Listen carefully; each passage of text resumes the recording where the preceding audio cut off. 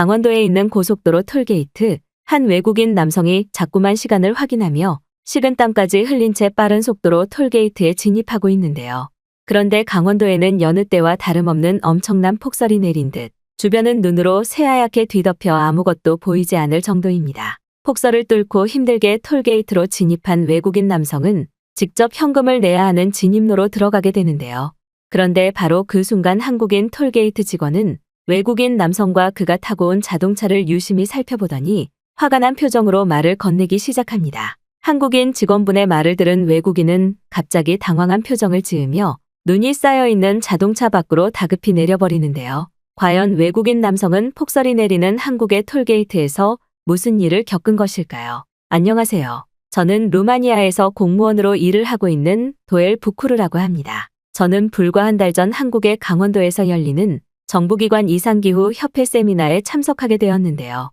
그곳에는 저뿐만 아니라 다른 유럽권의 나라에서 환경과 공무원으로 일을 하는 다양한 사람들도 함께 참석하는 기후변화에 대응하는 학술회 자리였습니다. 이번 학술회의는 한국의 강원도라는 지역에 있는 꽤 규모가 큰 컨벤션 센터에서 열리는 회의였기에 저 또한 처음으로 한국의 강원도라는 지역을 방문할 수 있었습니다. 루마니아에서 환경보호와 기상관리 감독관 공무원으로 일을 하고 있는 저는 지난 5년의 기간 동안 강원도만 방문하지 않았을 뿐 한국이라는 나라 자체는 꽤나 많이 방문했었는데요. 그도 그럴 것이 저의 딸이 한국이라는 나라와 한국의 아이돌 문화인 K-팝을 너무나 사랑하는 아이였기에 저는 종종 딸과 함께 한국에서 열리는 콘서트장도 방문했던 경험이 있었습니다. 하지만 제가 이번에 처음으로 방문하게 된 컨벤션 주최지인 강원도라는 지역은 제가 지금까지 겪어오던 한국의 도시들과는 완전히 차별화된 지역 문화와 특이한 부분을 가지고 있었는데요. 제가 한국의 강원도 환경학술회의에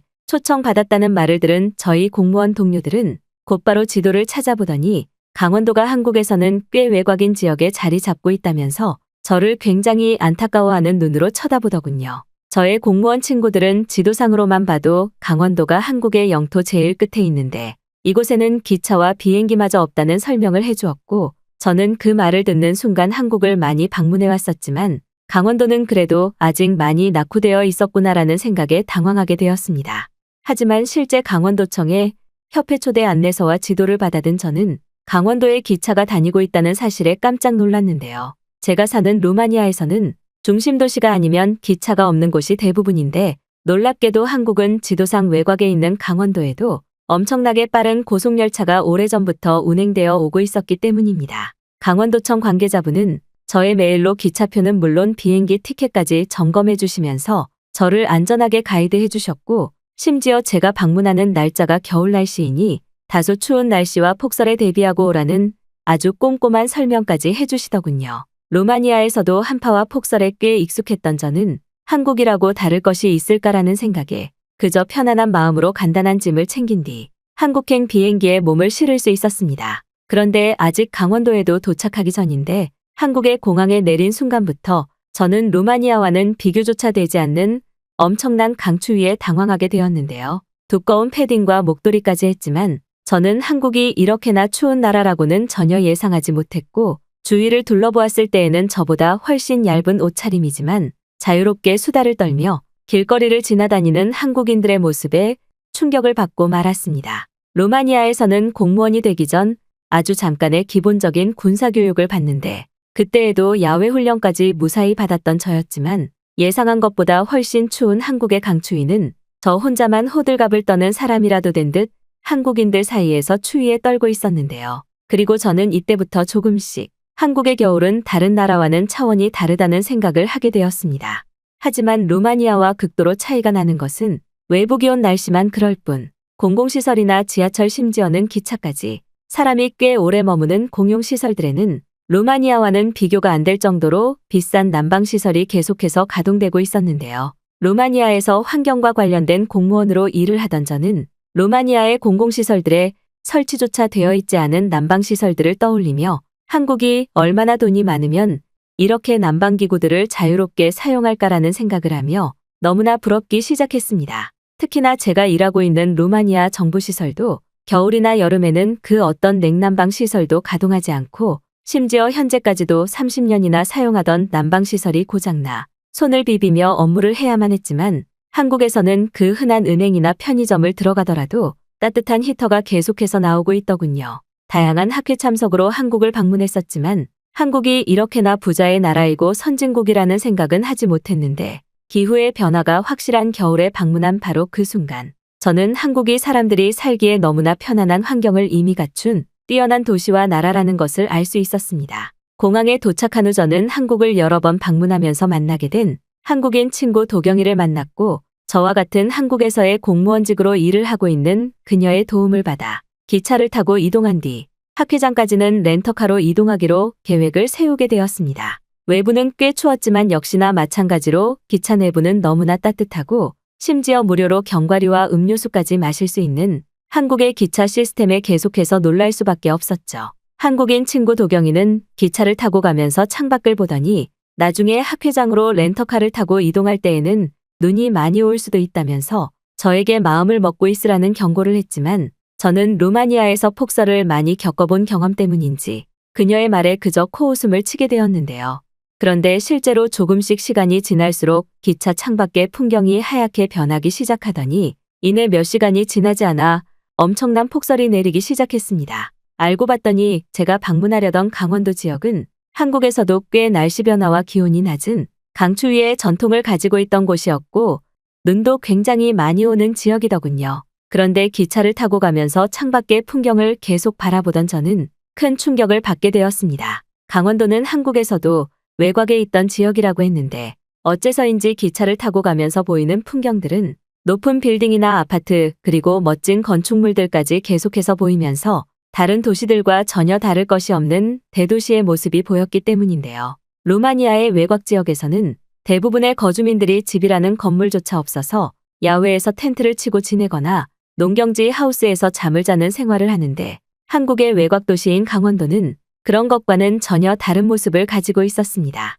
창밖으로는 계속해서 아름다운 도시와 반짝이는 불빛들이 보였고 저는 그러한 시간을 통해 제가 한국에 대해서 전혀 모르고 있었다는 생각과 함께 한국은 이미 외곽 도시들까지 이러한 인프라의 발전이 끝난 나라였다는 것을 깨달을 수 있었습니다. 혼이 빠진 채 창밖을 바라보며 감탄을 하던 저의 모습에 도경이는 특정 건물이나 아파트가 보일 때마다 그 지역이나 도시들의 특징을 말해주었고 기차를 타고 가면서 보이는 아름다운 한국의 자연환경과 대도시 풍경은 몇 시간이 지나갔는지 알 수 없을 정도로 행복한 시간이었죠. 그렇게 강원도의 강릉역에 내리게 된 저는 어째서인지 서울역보다 더 큰 기차역의 모습에 또 한 번 당황하게 되었습니다. 외곽의 도시라면 역이 조금 허름해지거나 작아져야 정상인데 강원도의 강릉역은 서울역보다 더욱 쾌적하고 깔끔한 디자인은 물론 역 안에는 다양한 카페와 샤워 시설이 있을 정도로 마치 한국의 인천공항을 보는 듯한 쾌적함이 자리 잡고 있었습니다.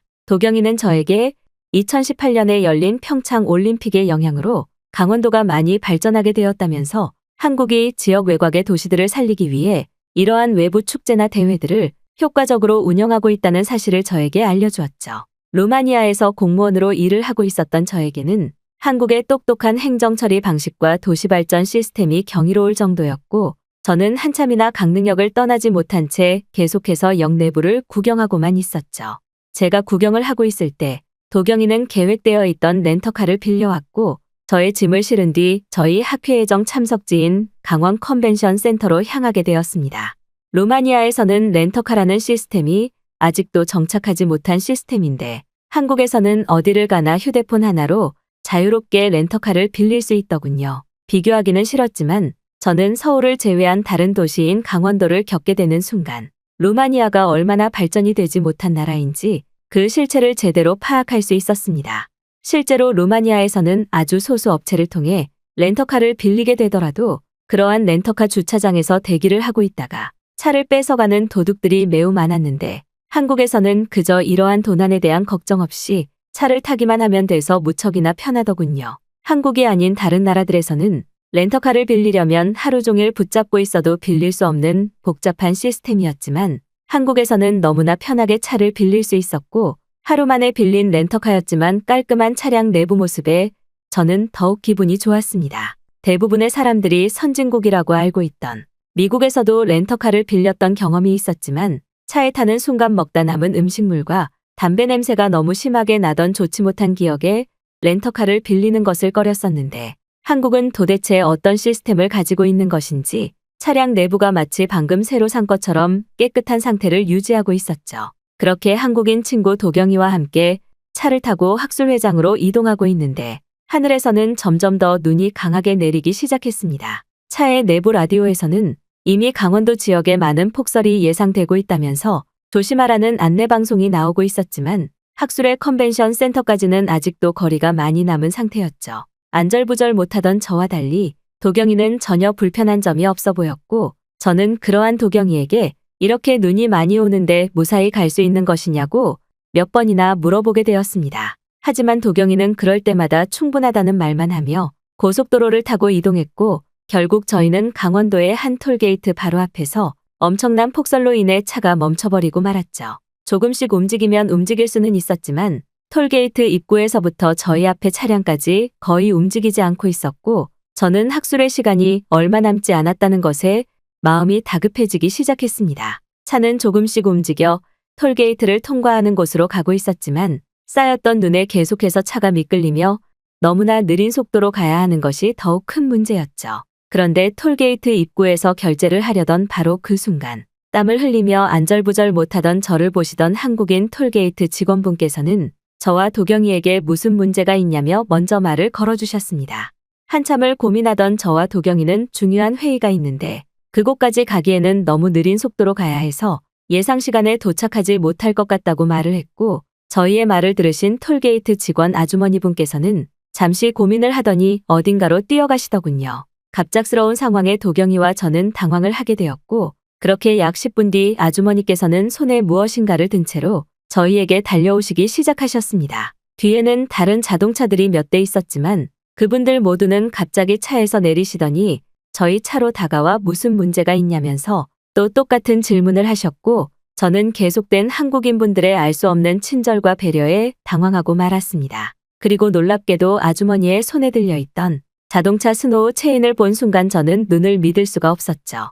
아주머니께서는 비상 상황을 대비해 보편화되어 있는 차종에 사용되는 스노우 체인을 톨게이트에서 대여를 해주는 시스템이 있다면서 저희에게 체인을 건네주셨고 그러한 모습을 지켜보시던 한국인 아저씨분들은 무슨 급한 일이 있냐면서 아무런 설명 없이 저희 차량의 타이어에 체인을 걸어주시기 시작하셨습니다. 도경이도 그러한 상황이 익숙한지 자연스럽게 감사하다는 말을 하며 아저씨들과 함께 렌터카에 체인을 걸기 시작했고 저는 서로가 말도 안 되는 배려와 친절, 심지어 톨게이트에서 체인을 빌려주는 한국의 시스템에 크게 당황하고 말았죠. 너무 놀라서 한참을 가만히 있던 저는 이내 정신을 차리고 감사하다는 말을 연신 반복하며 스노우 체인 작업을 하는 한국인 아저씨분들을 돕기 시작했고 반납은 근처 톨게이트에서 하면 된다는 톨게이트 한국인 아주머니의 설명을 뒤로하고 빠르게 학술회장으로 갈 수 있었습니다. 차를 타고 가면서 도경이에게 한국은 이러한 상황이 익숙한 것이냐며 물어보았는데 도경이도 말로만 톨게이트 체인 대여 시스템을 들어봤을 뿐 직접 겪어본 것은 이번이 처음이라며 아마도 어려움을 겪는 저희들의 모습에 그분들이 도움을 주려고 한 것 같다는 놀라운 설명을 해주더군요.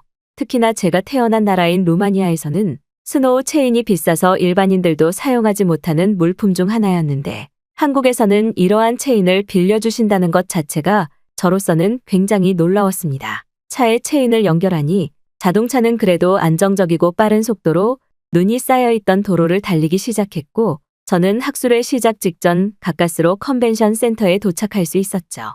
약 8시간에 걸친 학술회가 끝난 후 제가 제일 먼저 했던 것은 도경이와 함께 낮에 방문했었던 톨게이트를 다시 찾아가는 것이었습니다. 간단한 다과와 함께 체인까지 깨끗이 닦아 저희에게 체인을 빌려주셨던 톨게이트 직원분 아주머니께 다시 찾아가니 근처 톨게이트에 맡기면 되는데 뭐하러 불편하게 왔냐면서 오히려 저희를 걱정해 주셨죠. 그리고 바로 그 순간 저는 한국으로의 이민을 결정하게 되었습니다. 한국인들의 이해할 수 없는 따뜻함과 배려는 저로서 굉장히 생소한 것이었고 여기에 더해 살기 좋은 한국의 도시 시스템은 제 머릿속에서 떠나지가 않았기 때문인데요. 도경이에게도 이러한 저희 고민에 대한 이야기를 나눌 수 있었고 저는 이미 한국에서 공무원으로 일하고 있다는 도경이의 도움을 받아 조금씩 한국 이민을 준비하기로 하고 헤어지게 되었죠. 그리고 약 1개월이라는 시간이 지난 지금 저는 바로 어제 루마니아의 공무원직을 그만두게 되었습니다. 한국에서는 어떤 일을 할지 아직 정확하게 정하지는 않은 상태이나 저는 한국에서만 살 수 있다면 그 어떤 일이라도 상관이 없을 정도로 한국이 그저 좋은 사람이니까요.